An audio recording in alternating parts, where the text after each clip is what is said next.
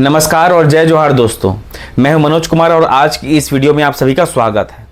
अगर आप छत्तीसगढ़ में रहते हैं और मजदूरी का काम करते हैं या आपके घर में कोई मजदूरी करता है तो आज का ये वीडियो आपके लिए बहुत काम का होने वाला है। आज मैं आपको श्रमिक पंजीयन के बारे में A to Z पूरी जानकारी देने वाला हूँ। यानी कि श्रमिक पंजीयन क्या होता है, कौन बनवा सकता है, कितनी उम्र होनी चाहिए, कौन कौन से डॉक्यूमेंट यानी कि दस्तावेज लगेंगे, कहाँ आवेदन करना है, कितना पैसा लगता है और पंजीयन होने के बाद क्या क्या फायदे मिलते हैं। इसलिए वीडियो को आखिरी तक जरूर देखिए, क्योंकि बीच में अगर आपने कोई जानकारी छोड़ दी तो बाद में आपको दिक्कत हो सकती है। ध्यान रहे कि छत्तीसगढ़ में दो तरह के श्रमिक पंजीयन होते हैं। पहला है असंगठित श्रमिक पंजीयन, जैसे रिक्शा चालक, घरेलू कामगार, सब्जी बेचने वाले, नाई, धोबी, दर्जी, कृषि मजदूर आदि। इसमें सामान्यतः 14 से 60 वर्ष तक के पात्र श्रमिक पंजीयन कर सकते हैं। दूसरा है निर्माण श्रमिक पंजीयन। इसमें राजमिस्त्री, बेलदार, पेंटर, प्लम्बर, इलेक्ट्रीशियन, बढ़ई जैसे लोग आते हैं। इसमें सामान्यतः 18 से 60 वर्ष की आयु तक लोग पंजीयन करा सकते हैं। इसमें निर्माण कार्य में काम करने का प्रमाण और अन्य दस्तावेज जरूरी होते हैं। अब चलिए दोस्तों वीडियो में आगे बढ़ते हैं और सबसे पहले समझ लेते हैं कि श्रमिक पंजीयन होता क्या है। दोस्तों, श्रमिक पंजीयन एक सरकारी रजिस्ट्रेशन है। इसका मतलब यह है कि सरकार आपके काम की जानकारी अपने रिकॉर्ड में दर्ज करती है।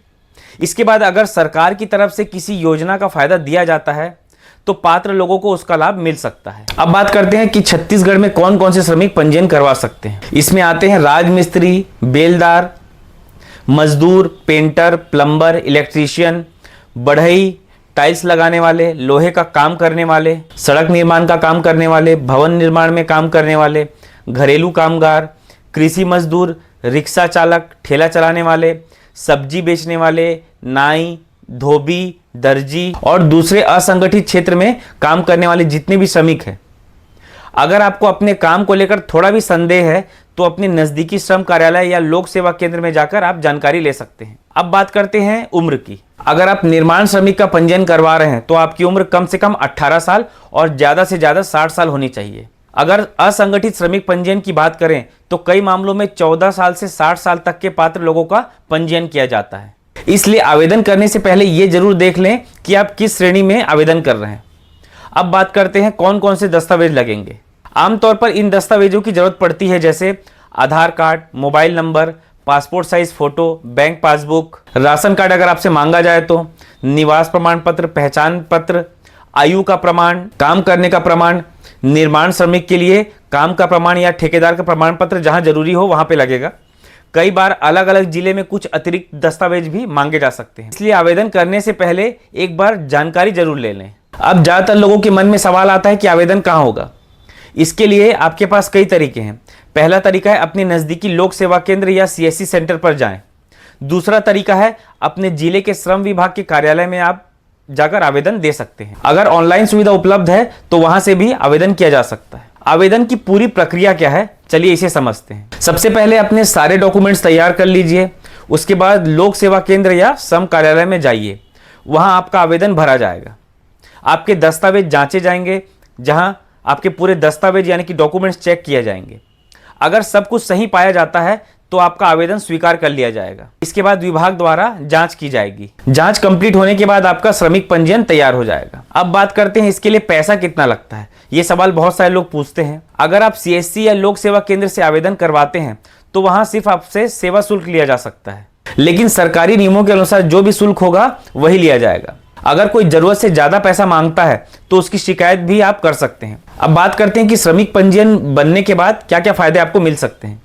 श्रमिक पंजीयन बनने के बाद सरकार की अलग अलग योजनाओं का लाभ मिलने की संभावना रहती है, जैसे बच्चों की पढ़ाई के लिए सहायता, बेटी की शादी में सहायता, पात्रता के अनुसार है ये, इलाज में सहायता, दुर्घटना होने पर आर्थिक सहायता, मृत्यु होने पर परिवार को सहायता मिलेगा, मातृत्व लाभ अगर लागू हो तो, कुछ योजनाओं में औजार खरीदने की सहायता भी आपको मिलती है और समय समय पर सरकार द्वारा चलाई जाने वाली दूसरी योजनाओं का लाभ भी मिलता है। ध्यान रखिए कि हर योजना के अपने अलग अलग नियम और पात्रता होती है। अब बात करते हैं दोस्तों कि किन किन गलतियों की वजह से आपका आवेदन रुक जाता है। अगर आधार में नाम अलग है और बैंक में अलग तो दिक्कत आ सकती है।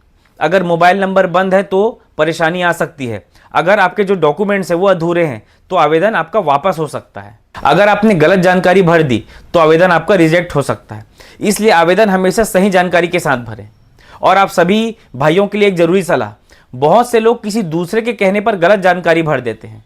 ऐसा बिल्कुल मत कीजिए। आप जो भी जानकारी दें सही दें, डॉक्यूमेंट्स असली यानी कि ओरिजिनल लगाएं और आवेदन जमा करने के बाद उसकी रसीद बिल्कुल संभाल कर रखें। तो दोस्तों, आज आपने जाना कि छत्तीसगढ़ में श्रमिक पंजीयन कैसे होता है, कौन आवेदन कर सकता है, कितनी उम्र होनी चाहिए, कौन कौन से दस्तावेज लगते हैं और आवेदन कहाँ करना है और इसके क्या क्या फायदे आपको मिल सकते हैं। अगर फिर भी आपका कोई सवाल है तो नीचे कमेंट करके जरूर पूछिए, मैं आपकी मदद करने की पूरी कोशिश करूंगा।